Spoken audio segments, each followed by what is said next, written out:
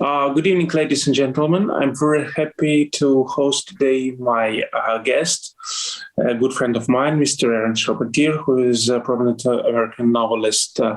Good evening, Mr. Charpentier. Thank you very much for joining me from channel. Hello, Mr. Kacin. Thank you for having me again.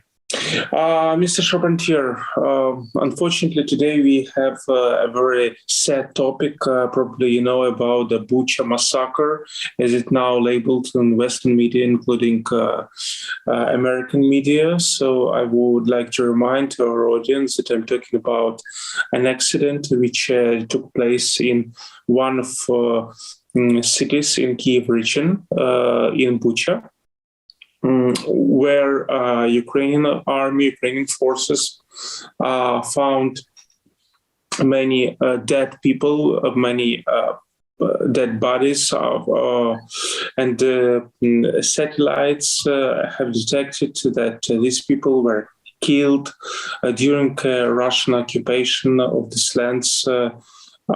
So basically, these people have been killed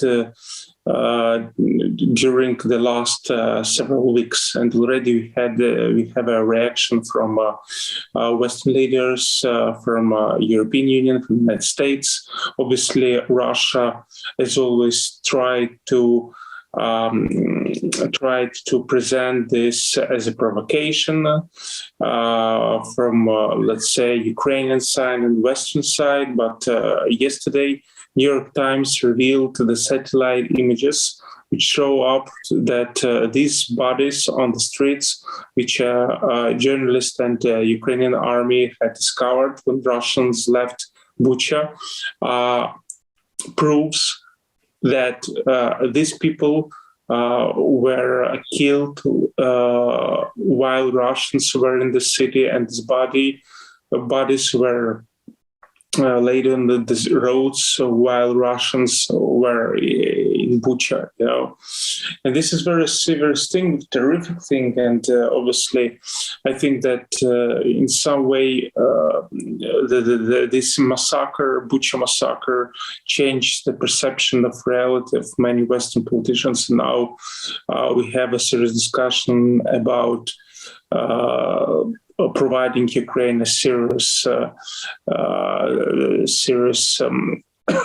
weapon to fight Russians and to protect its sovereignty. And obviously now many politicians who stood against it, they reconsider their position because public demands more serious support towards Ukraine. What is your attitude towards this massacre accident, Bucha, and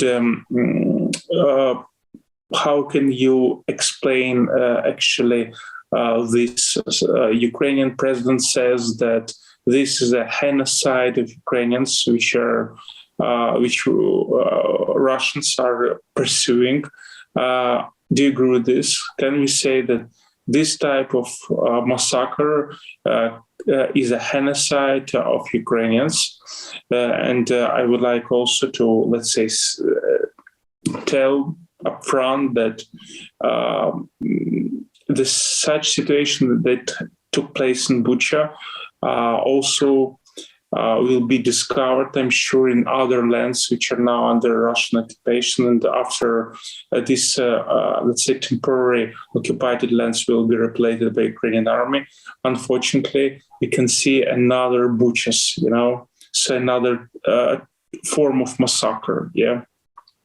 So can you say that this is an example of genocide of Ukrainians, which Russians are pursuing? Mr. Charpentier, the floor is yours, please. Well, let me begin by quoting Elie Wiesel, the Jewish Holocaust survivor who became a Nobel laureate and a professor and a man of peace.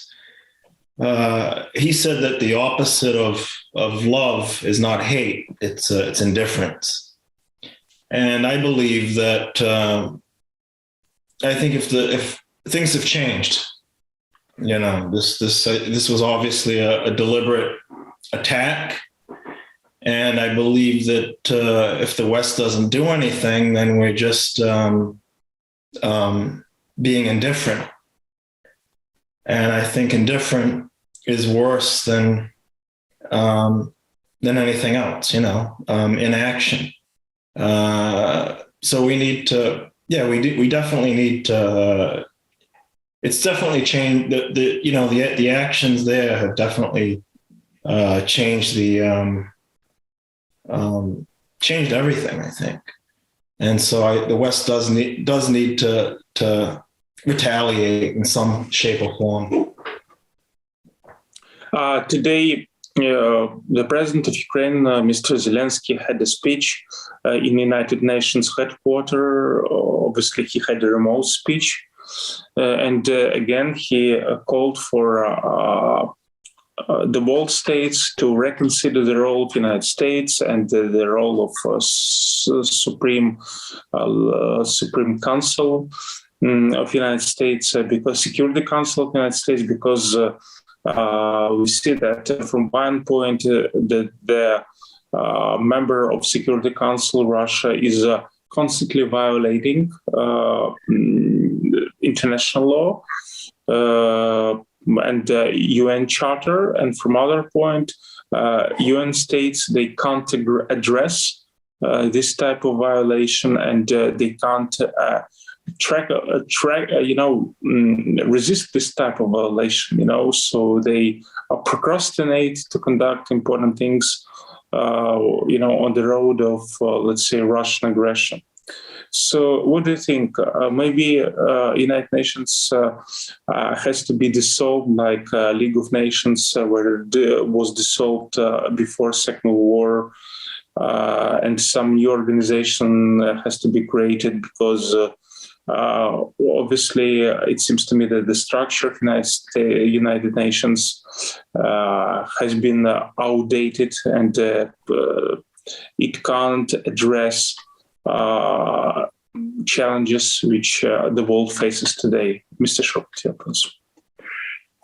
I agree. I think that a lot of the charters are outdated for the UN, and we haven't had an atrocity like this in a long time, right? And I mean, Putin's gone to war before, but this is very different. He's gone to war with other countries before and committed atrocities, but not on a scale like this. I mean, on both sides. And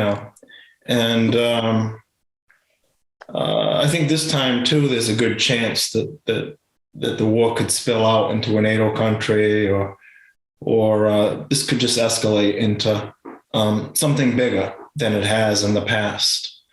So I believe that, yes, that this is an emergency, and we need to act like it's an emergency.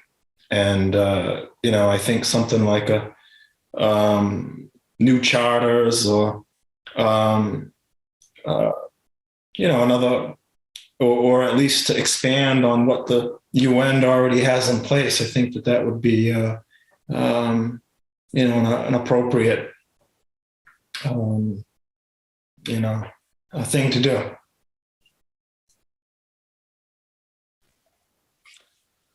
Mr. Charpentier, obviously people were surprised about this Bucha massacre, and obviously we see that Russia is keeping a very low profile in terms of let's say human rights protection, etc., etc., etc. But now we see that this behavior falls under the terms of violation of humanitarian law and violation of the, let's say, the set of rules of war.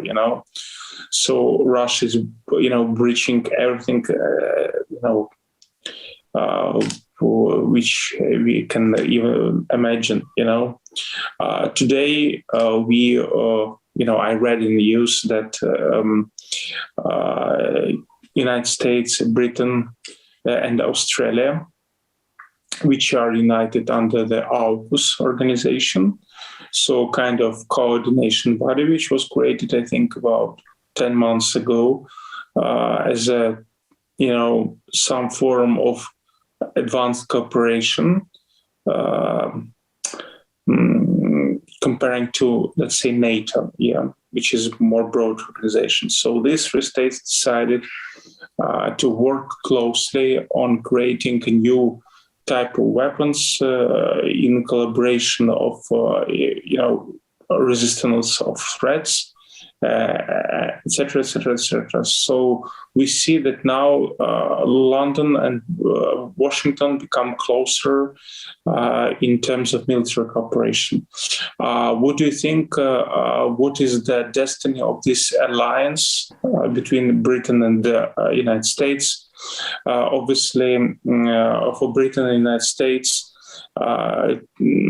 it's very naturally to be allied. Even during the Second World War, this alliance was very important in terms of resistance, fascism and Nazism. So can we say that now this alliance can be very fruitful in terms of the resistance of Russian regime?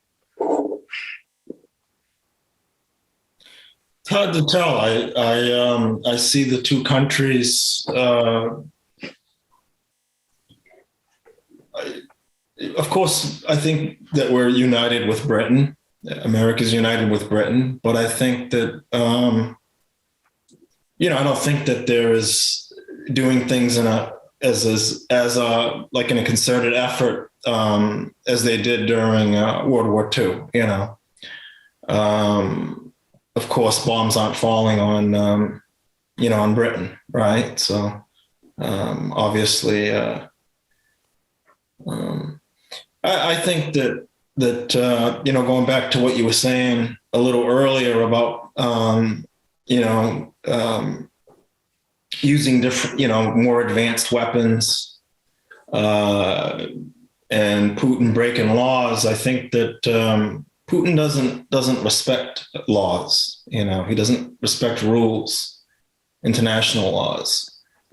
So I think the UN and, of course, the ICC obviously can't really do anything, right? Because you can't, do anything in absentia, right? You have to actually have the criminal in custody, right? The alleged criminal in custody.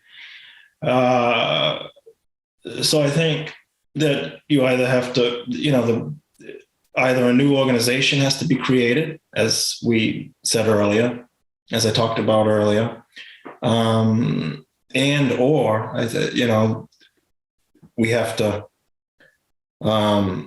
assist the Ukrainian military more, with more advanced weaponry, more training, because again, I think Putin only knows force. I think that he'll only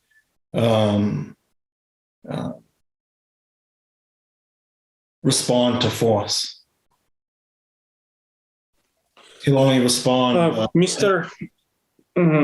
Charpentier, there is now, a discussion in Ukraine about, let's say, Western behavior, Western attitude, Western terminology. I don't want to fall into details because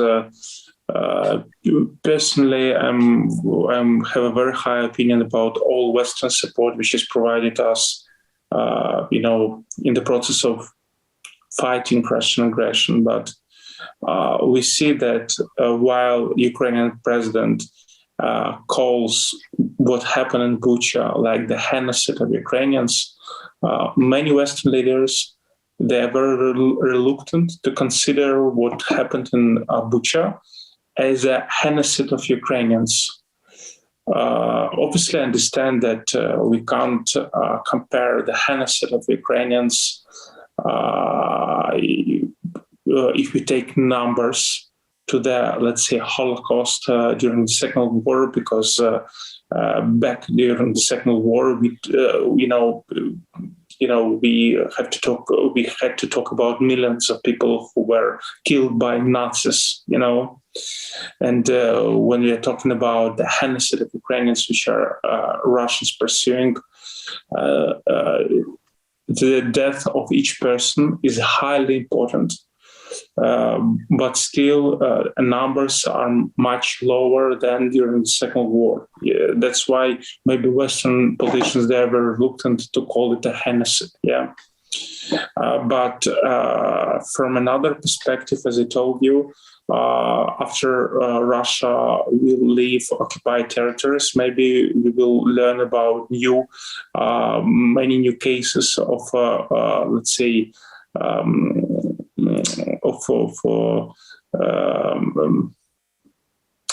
killing people made by Russian troops. So why Westerns are so reluctant to talk about the genocide of Ukrainians? So why they hesitate to, as we say in Ukrainian, call the cat a cat?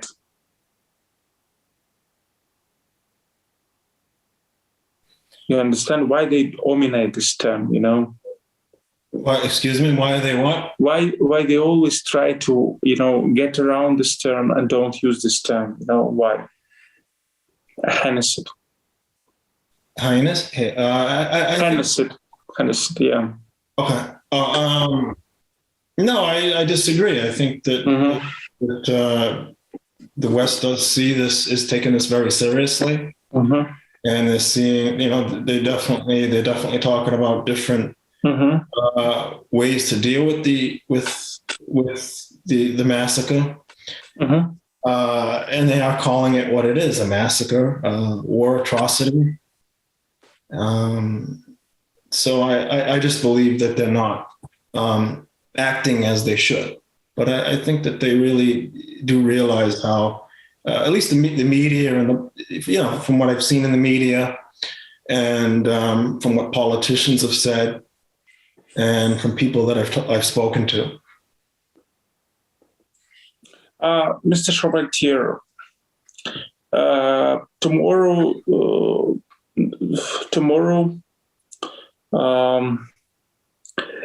a new set of sanctions will be imposed by U.S. government against Russia. Because of this Bucha's massacre. European Union already announced that European Union is going to introduce a new set of sanctions against Russia, which basically will be very painful to Russian economy, to Russian export of natural resources such as oil and coal. And I hope soon we will see the ban restrictions on a gas export, which is the main source of Russian revenue, which at the end of the day goes to Russian military service. One of the main discussions, which is now in, let's say, in the media, who have to feel the pain from the sanctions? A Russian government or Russian people? Should Russian people be punished for the Russian government behavior in terms of, let's say, waiving their visas to European Union, to other Western states, to frozen their accounts? I'm not talking about icons. I'm not talking about very rich people who have yachts. Who have their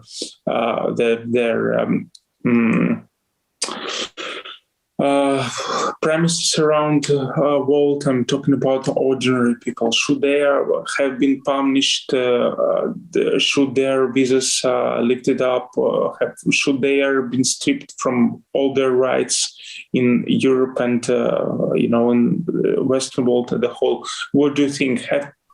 Do ordinary Russians have to suffer as well from these restrictions, bearing in mind that let's say, Russian war and Russian aggression in Ukraine is very popular in Russia, as Poles reveals.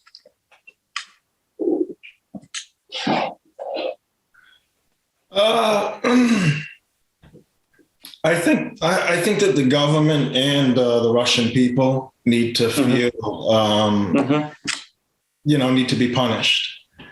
And, because I think that the more, and I'm not talking about, Russians who live abroad and have dual passports, Russians or Russian immigrants in different countries. I'm talking about, Russians who only hold a Russian passport. I think that the more that Russian people are feeling the pinch of the sanctions and a lot of those different laws that restrict Russian citizens in other countries, I think that the more that Russians, ordinary Russians and wealthy Russians feel that pinch, the more likely they are to rebel against Putin.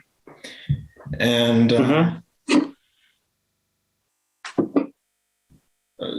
and it's very difficult to make just the government suffer, right? I mean, I think that I don't blame the Russian people, but this is a war against a country, right? And it's very difficult to know or tell, how many Russians in Russia support the war. I know that Russians are generally smart people. They're compassionate people like Ukrainians and Americans, but they have been fed a lot of propaganda for a very long time, even before the war began. So I think it's very, very I think it's very, very difficult to know for sure, right? During Nazi Germany, of course, there were a lot of Nazis who, Germans that supported Hitler, right? Because they didn't know the truth, right? They were fed a lot of propaganda, right? But in the end, a lot of them learned the truth, So I think, Russians will eventually learn the truth. But I think that right now it's very difficult to know if they really support Russia or not, because the Russian propaganda, Putin's propaganda is very effective, and it's even affected some Americans. He's even won the minds of some Americans, right? Not the majority of Americans, and what. Mr. Charpentier, I would like to ask you the final question in this regard. After this Bucha massacre and other accidents, other accidents which occurred during this Russian invasion in Ukraine, we see that Putin have double-crossed many red lines. And my question will be very simple. Obviously, all wars, they end up in peace deals, peace agreements. Unfortunately, we don't know how many lives Ukraine will lose on the road to get this peace agreement, which will be beneficial to Ukraine, because we will fight for our territories, and obviously we will fight for our territorial integrity, and for our, let's say, European choice. But we know the situation in Russia, that unfortunately there is no opposition in Russia, and I doubt that Russian government can be dismissed by Russian people if Russia is losing the war. However, from the Russian history, we know that each time Russia lost the war, it brought an instability to Russia, like Russia-Japanese War of 1904, which brought the revolution 1905, or First World War, which brought the revolution 1917, or even Afghan War, when the Soviet Union basically lost the war with Afghanistan, and it ended up in perestroika, in Gorbachev course, and finally Soviet Union was dissolved. So potentially this defeat which Russia will face in Ukraine can lead to some problems inside Russia. But still this is only our, let's say, prophecies, but we can't say for sure that Russian regime, Putin's regime, will be dismissed. So my question will be, even if this peace deal will be concluded and both presidents, Ukrainian and Russian, will need to sign this deal, what will be about the West? Will Putin be, let's say, acceptable among world elite, shakeable among world elite, or he will be blackmailed by all Western leaders? What do you think? Should Western leaders blackmail Putin, with no regard to the development of the stage? First of all, I think Nikolai II and Putin are two very different kinds of leaders. First of all, Putin is he's irrational. He's probably suffering from some disorders, but I think that and he's obviously inhumane, and I can toss a lot of negative adjectives his way, but he's a lot smarter and a lot smarter leader than Nikolai II was, obviously. So, Nikolai II was never. The people never really ever considered him a great leader, right? But I think that the Russian people, he is a strong leader, and he is a very bright man. And I think that it would be very difficult to try to blackmail him. And I think that he'll want something out of a deal. He's not going to just walk away with nothing, right? And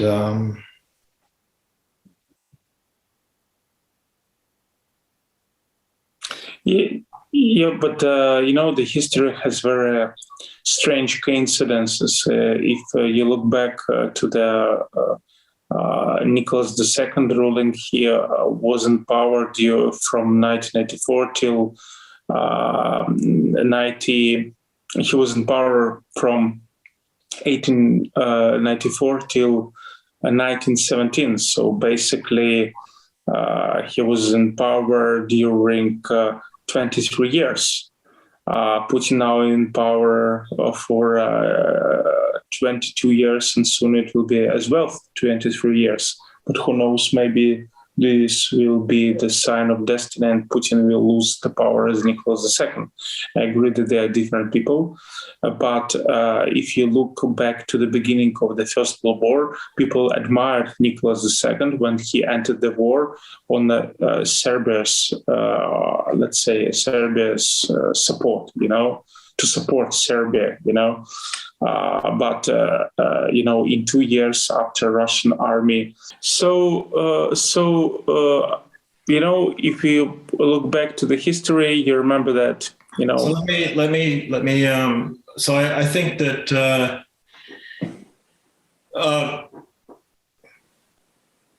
Nikolai II had a dynasty, right? A long dynasty that